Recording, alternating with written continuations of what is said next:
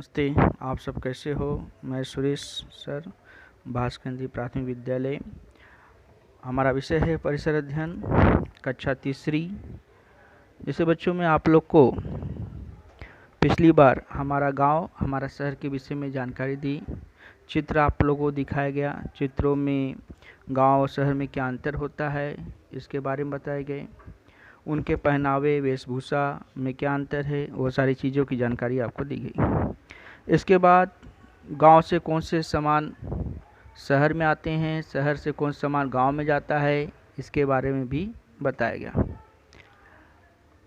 उसके बाद किस तरह से गांव और साधन के विषय में बताया मैं आपको। तो गांव साधन में जैसे पहले प्राणियों का उपयोग किया जाता था, फिर धीरे धीरे प्राणियों के साथ में गाड़ी जोड़ दिया, जैसे बैलगाड़ी हो गई है, घोड़ा गाड़ी हो गई है, इस चीज़ का उपयोग किया गया। फिर जलयान, नाव,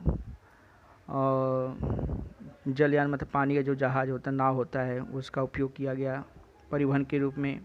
फिर धीरे धीरे जहाज़ का उपयोग किया जाने लगा, हवाई जहाज़ का उपयोग किया जाने लगा। ये सारी चीज़ों के विषय में मैंने आपको पिछली बार बता दिया। अब बच्चों, अब आगे देखेंगे पेज नंबर आपका 41। पेज नंबर 41 में आप देख रहे हैं, इसमें ध्यान से देखिए, लिखा हुआ है कि नीचे एक खाने में, इसमें कितने खाने बने हैं? 2 खाने बने हैं। तो एक खाने में परिवहन के साधन और दूसरे खाने में किस पर कहाँ चलते हैं, यानी ये जो परिवहन के साधन है वह कहाँ चलते हैं, उसको चित्र में आपको देखना है, दिया गया है। और इसमें क्या करना है, आपको उचित जोड़ियाँ बनाना है। तो सबसे पहले हम परिवहन के साधन क्या क्या है वो एक बार जो आपका खाना पहला क्रमांक है उसे देख लेते हैं। देखिए, पहला आपका चित्र दिख रहा है खाना क्रमांक 1 में बैलगाड़ी। दूसरा दिख रहा है क्या? नाव, इसको बोलते हैं जलयान, ठीक है। तीसरा क्या दिख रहा है आपको? रेलगाड़ी। इसके बाद क्या दिख रहा है? बस। और उसके बाद क्या दिख रहा है? हवाई जहाज, और इसको क्या बोलते हैं? ट्रक या लॉरी कहेंगे। अब यहाँ पे किस पर चलते हैं ये साधन? यहाँ दिया गया है रेल की पटरी, फिर कच्चे सड़क, फिर यहाँ पे आकाश का दिख रहा है, बादल दिख रहे हैं, आकाश नीला सा, फिर यहाँ पे पक्का सड़क, और यहाँ पे क्या है? पानी दिख रहा है, बराबर है। अब आपको देखना है कि कौन सा चीज़ साधन किस पर चलेंगे। अब बैलगाड़ी है, तो बैलगाड़ी अधिकतर आप कहाँ देखने को मिलता है? गांव में। और गांव में सड़कें कैसी होती हैं? कच्ची सड़कें होती हैं, ठीक है। तो कच्ची सड़कें यहाँ दिख रहे हैं, तो कच्ची सड़कें हैं, तो ये बैलगाड़ी आपका इधर आ गया, बराबर। अब ये क्या है? नाव है। नाव कहाँ चलता है?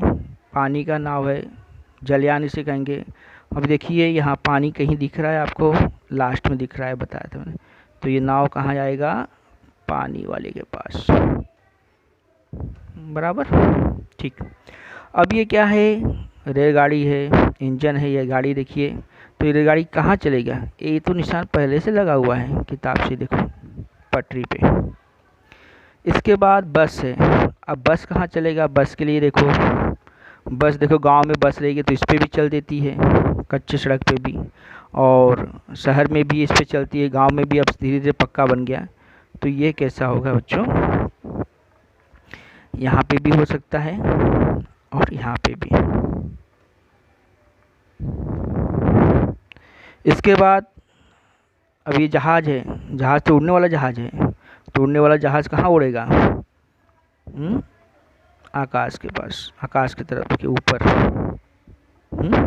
अब ये लॉरी है, अब ये कहाँ चलेगी? ट्रक जो है ये भी सड़क पे भी चल सकती है, और कभी कभी कच्चे रोड पे भी चल सकती है, लेकिन सामान अधिक रहता है तो ये कैसा होता है, वजन होता है, इसलिए ज़्यादा करके पक्की सड़क पे ही चला जाता है।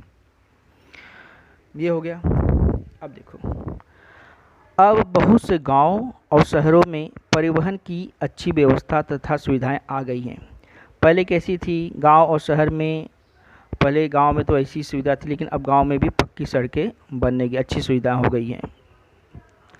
अपने तहसील अथवा ज़िले में परिवहन की कौन कौन सी व्यवस्था है आपके गांव के तहसील में, आपके ज़िले में, आप जहाँ रह रहे हो यहाँ पे महाराष्ट्र जो राज्य में रह रहे हो, ज़िला थाना है आपका, और तहसील जो आपका कल्याण है उस तहसील में, उसमें अब कौन कौन से साधन की व्यवस्था की जा रही है, की जा रही है, और कौन कौन से प्रसिद्ध स्थान हैं, उन्हें आपको क्या करना है, जानकारी प्राप्त करना है। ठीक है, उसके लिए आपको क्या करना पड़ेगा, अपने ज़िले का अध्ययन करना पड़ेगा। अब हमारा ज़िला क्या है, मैंने आपको पहले बताया है, मैंने प्रश्न भी दिया गया था, बहुत से बच्चों ने मुझे हल करके भी दिया। तो इसमें मानचित्र का हम क्या करेंगे, अध्ययन। पाठ 4 में दिशाएं और मानचित्र, इसके विषय में आपको जानकारी दी गई है। दिशाएं हम कैसे जानकारी प्राप्त करते हैं, मानचित्र को हम कैसे पढ़ सकते हैं, उसकी सूची होती है, उसका दिशा कैसे बताई जाती है, वो सारी चीज़ें आपको बता चुका हूँ। तो इसके अंदर आपको इसका अध्ययन करना है, मानचित्र पर आधारित को कृति पूरा करना है। अब पेज नंबर, आप आगे वाले पेज नंबर पे आ जाइए। पेज नंबर आगे कौन सा है, पेज नंबर बताइए 42। अब पेज नंबर 42 में आपको एक मानचित्र दिखाई दे रहा है, दिख रहा है सबको बराबर। अब ये जो मानचित्र दिख रहा है, अब इस मानचित्र में ये कौन से ज़िले का मानचित्र है, ठाणे ज़िले का मानचित्र है। अब ठाणे ज़िले के मानचित्र में आप देखेंगे, यहाँ देखिए बना हुआ है ठाणे जिला प्रमुख सड़कें हैं बच्चों, क्या लिखा है, प्रमुख सड़कें और रेल मार्ग, प्रमुख सड़कें और रेल मार्ग एवं प्रसिद्ध स्थान। जो मैंने कहा था ना आपको, अपने ज़िले और तहसील का प्रसिद्ध स्थान क्या है उसके बारे में जानकारी प्राप्त करो, और परिवहन क्या है उसके बारे में जानकारी प्राप्त करो। तो ये आपके ठाणे जिला का क्या है, मानचित्र है। अब मानचित्र में आपको मैंने पहले 2 चीज़ बहुत महत्वपूर्ण बताया था, एक दिशा, गांव मतलब मानचित्र के दिशा के बारे में जानकारी होनी चाहिए आपको, और उसकी सूची के विषय में जानकारी होनी चाहिए। अब दिशा के बारे में पहले हम देख लेते हैं। दिशा, ये देखिए यहाँ पे दिशा दिया गया है, ऊपर की दिशा आपको क्या दिखा रही है, उत्तर, और उसके बाद राइट साइड में आपके दाएं साइड में क्या दिख रहा है, पूर्व, और बाएं साइड में क्या दिख रहा है, पश्चिम, और उत्तर के नीचे क्या है, उत्तर के विपरीत दक्षिण। अब ये आपको इस मानचित्र में कौन सी दिशा क्या है वो आपको मालूम है, ऊपर की दिशा उत्तर, नीचे की दिशा दक्षिण, इधर की पूर्व, इधर का पश्चिम, बराबर। अब कहाँ जाएंगे, सूची में। अब सूची आ गई। अब सूची में इस मानचित्र में देखो सब लाइन खींचा है, कहीं काला है, कहीं गोला किया गया है। अब इसमें समझ में क्या आएगा कि हम इसको कैसे पढ़ेंगे, तो हम इसका उपयोग सहायता किसका लेंगे, सूची का। अब देखिए यहाँ क्या सूची में लिखा है, राष्ट्रीय महामार्ग, राष्ट्रीय महामार्ग। अब राष्ट्रीय महामार्ग में आप देखिए तो इसमें गुलाबी रंग से बना हुआ है, ये मार्ग का मतलब चिन्ह दिखाया गया है। उसके बाद नीचे कौन सा मार्ग है, अन्य मार्ग। अन्य मार्ग के लिए कैसा, देखिए एक पट्टी दिया गया है, वो आप देख लीजिए। फिर है रेल मार्ग, रेलगाड़ी जिस पे जाती है, रेलगाड़ी का जो मार्ग है वो इस तरह से अंकित किया, चित्र में मतलब बताया गया आपको। इसके बाद आ गया, देखिए यहाँ पे जैसे कोई प्रसिद्ध स्थान है, अन्य स्थान है, तो उसके लिए गोला किया गया है, वर्ग, वृत्त के आकार का। इसके बाद अगर हम इस मानचित्र में देखेंगे कि ये निशान जो लगा हुआ कहीं है, तो उससे हम क्या कहेंगे, इसको बंदरगाह के रूप में बोलेंगे। और जैसे किला और गढ़ है, तो किला गढ़ हम ऐसे मतलब चिन्ह के द्वारा हम देख लेंगे तो कहेंगे ये किला और गढ़ है। फिर जिला मुख्यालय है, तो जिला मुख्यालय में देखिए वृत्त बना हुआ है, एक वृत्त को पूरा कैसा किया है, गोला करके उसमें पूरा काला रंग दिया है, और दूसरी बात एक छोटा सा उससे बड़ा और गोला कर दिया, वो जिला मुख्यालय का परिचय हो गया। और उससे जो छोटा है तहसील मुख्यालय को सिर्फ क्या कर दिया गया है, वृत्त बना के उसको रंग दिया काले से। यह हो गई सूची। अब इससे आप मानचित्र को व्यवस्थित ढंग से पढ़ सकते हो। यहाँ पे दिया है किलोमीटर, जैसे 0 से लेके 10, 10 के बाद 20, 20 के बाद 30, ऐसा मतलब किलोमीटर। जैसे यहाँ से दिया है, स्टार्ट किया 0 और यहाँ पे दे दिया, यहाँ पे 50 है, मतलब यहाँ से लेके आपको लाइन में दिखेगा कि यहाँ से लेके यहाँ, ये तो कितनी दूरी, कुछ भी की दूरी नहीं दिखेगी, लेकिन ये दूरी यहाँ से यहाँ, अगर यहाँ 50 लिख दिया गया, इसका मतलब यहाँ से लेके यहाँ तक की दूरी जाने के लिए 50 किलोमीटर आपको जाना पड़ेगा। यहाँ से अगर छोटा दिया है, यहाँ दिया है 10, तो यह समझो यहाँ से लेके यहाँ तक की दूरी 10 होगी। तो इसमें आपका इतना बड़े ज़िले में पूरा इस पेज में आपको पूरा ठाणा जिला के विषय में कितना क्या है वो सब जानकारी आपको मिलेगी। अब आगे देखिए। अब ये तो देख लीजिए, सब देखा लिखा हुआ है, पढ़ा, लेकिन अभी कैसे अब इसमें आप पहले इसको गौर से ध्यान से देख लीजिए। उसको ध्यान से देखने के बाद इसके अंदर कुछ प्रश्न दिए गए हैं, वो आपको मैं यहाँ पूछ रहा हूँ और उत्तर भी इसी मानचित्र के द्वारा आपको प्राप्त होगा। ध्यान दीजिए बिल्कुल। पहला प्रश्न देखो, क्या है पहला प्रश्न। अपने ज़िले में अनेक ऐतिहासिक किले हैं। मानचित्र के किलों के चिन्ह, रंगों और चौखट, मानचित्र के जो चिन्ह है उसे क्या करना है, रंगना है, और चौखट में उसके क्या करने हैं, नाम लिखने हैं। अब देखिए, अपने ज़िले के ऐतिहासिक किले, इसमें बात हो रही बच्चों का किस चीज़ की बात हो रही, किले की। तो यहाँ पे हम सूची में पहले आएंगे, कोई भी चीज़ मानचित्र देखने से पहले हम सूची में आ जाएंगे। सूची में देखेंगे किला कहाँ लिखा है, ये देखो ऐसा किला बराबर दिख रहा है। अब किले को किस चिन्ह से दर्शाया गया है, ऐसे चिन्ह से दर्शाया गया। तो अब हम मानचित्र में देखेंगे कि भाई ऐसा चिन्ह कहाँ दिखाई दे रहा है। अब ऐसा चिन्ह कहाँ दिख रहा है, ये देखो 1 2 3 ऐसा चिन्ह हमें दिख गया 3। अब ऐसे चिन्ह दिखे हैं 3, उसमें देखो नाम पढ़ो। यहाँ लिखा मच्छिंद्रगढ़, ठीक है, ये जो है किला क्या है, ये इसका नाम क्या है, मच्छिंद्रगढ़। दूसरा क्या है, गोरखगढ़, ये है गोरखगढ़। तीसरा क्या दिख रहा है, सिद्धगढ़, सिद्धगढ़ दिख रहा है।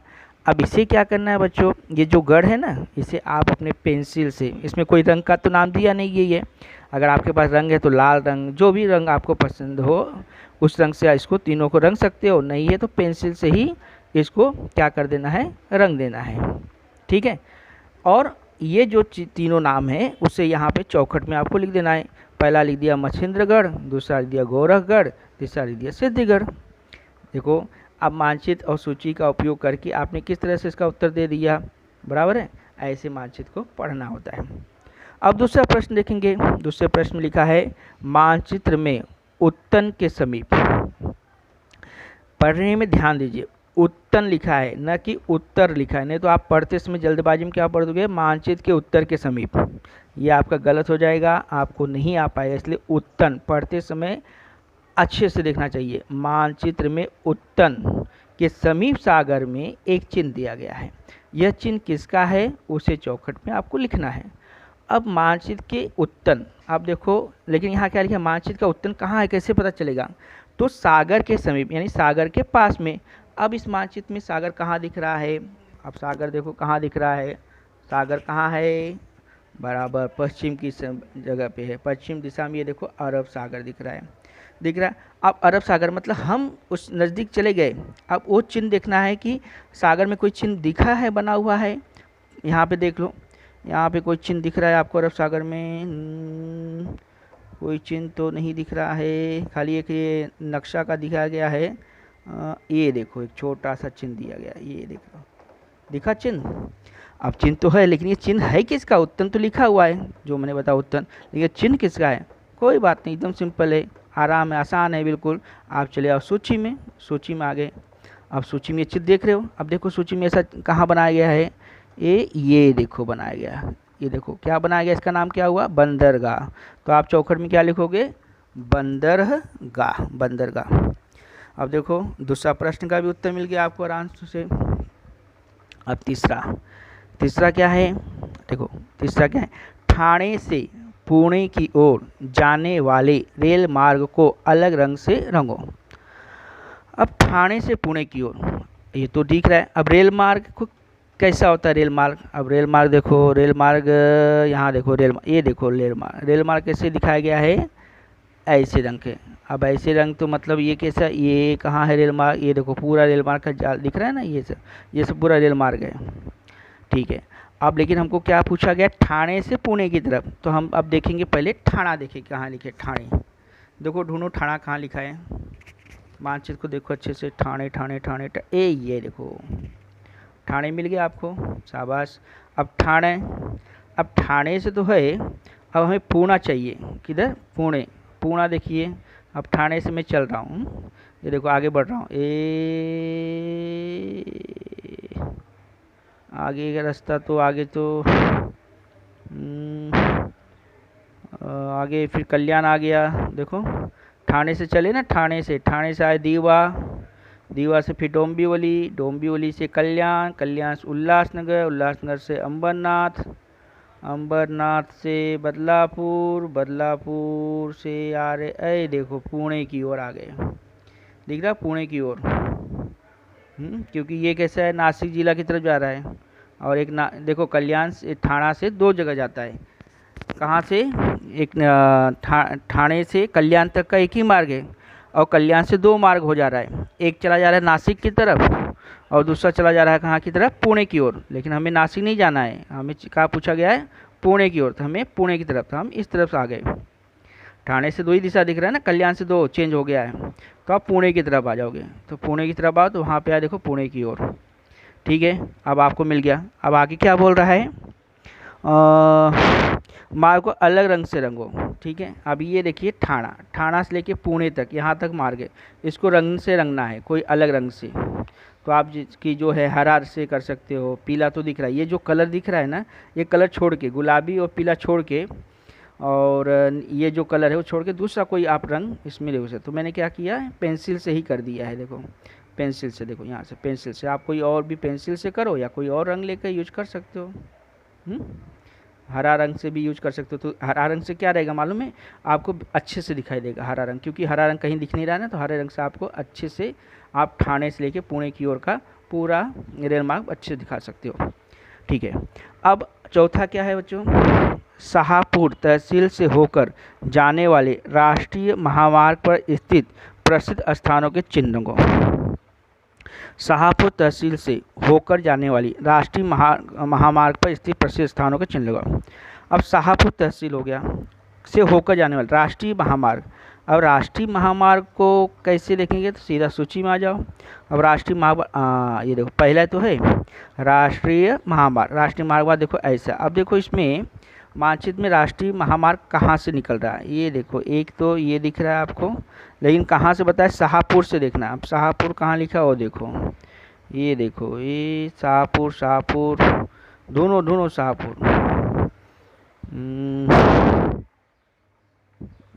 ये देखो। अब देखो अब मैं यहाँ आगे ठाणे से आगे निकल रहा हूँ, ठाणे से आगे चल गया, ठाणे से आगे चला भिवंडी आ गया, भिवंडी से आसन गांव से ये देखो शाहपुर, आ गए ना शाहपुर, बराबर देखो शाहपुर आ गया मैं। अब शाहपुर तहसील से होकर जाने वाले राष्ट्रीय मार्ग पर स्थित प्रसिद्ध स्थान, शाहपुर तो आ गए हम, ये शाहपुर है। अब शाहपुर आने के बाद प्रसिद्ध स्थानों के चिन्ह लगो, कहाँ पे, शाहपुर तहसील से होकर जाने वाले राष्ट्रीय महामार्ग पर स्थित प्रसिद्ध स्थानों का स्थान। अब शाहपुर से स्थित क्या है बताओ जरा, ये देखो एक तो ये खरडी दिख रहा है, खरडी दिख रहा है ना, ये नज़दीक वाला देखो, एक तो खरडी दिख रहा है, और क्या दिख रहा है, एक आसन गांव भी दिख रहा है ना, ये देखो आसन गांव भी है, और वही है मैं देखो तहसील में, एक तो खरडी नज़दीक में दिख रहा है और आसन गांव, और उसके आसन गांव के नज़दीक तो फिर और भी है, लेकिन ये शाहपुर के नज़दीक में यही खरडी और आसन गांव मुझे दिख रहा है, आप लोग को भी वही दिख रहा है, ठीक है। प्रसिद्ध स्थान, और ये खरडी और आसन गांव के नाम भी प्रसिद्ध ही हैं, तो ये स्थान दिख रहे हैं। तो बच्चों ये आपका हम मानचित्र को किस प्रकार से, ये तो आपको अभी सिंपल बहुत आसान लग रहा है, क्यों, क्योंकि आपने पहले पाठ 4 में अपना मानचित्र और दिशाओं के बारे में जानकारी प्राप्त की हो, इसलिए आपको मानचित्र बिल्कुल आसानी से पढ़ने आ गया है, जो ठीक है। अब इसके अगला जो है आगे बाद में आगे पढ़ाऊँगा, तब तक के लिए बाय। धन्यवाद बच्चों।